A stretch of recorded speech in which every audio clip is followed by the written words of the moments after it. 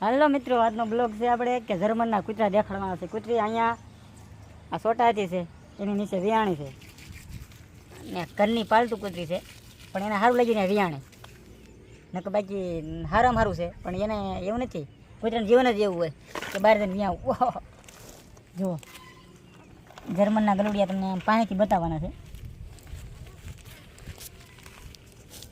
અને અડવાનું છે.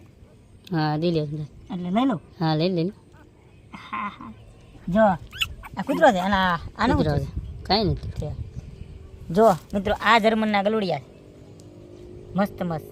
આ એક કૂતરું કેટલાનું થાય? એ લગભગ 25 થી 30,000 રૂપિયા આવે. 25 થી 30,000 કૂતરું આવે લેવા દેવા ને. પણ આ તો ઘરના કૂતરા છે ને દર વર્ષે વ્યાય છે અને કૂતરા સારા છે.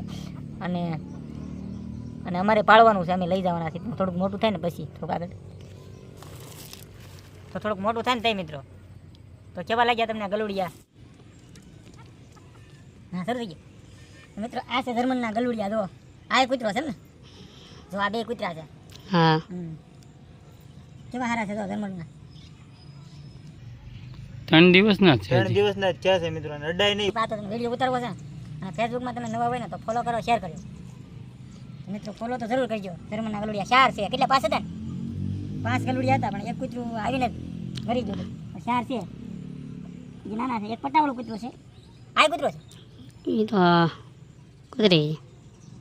આ કૂતરી છે. આ ગલુડી છે નાની એવી મસ્તની ગલુડી, કેવી રૂપાળી એવી. એક અહીંયા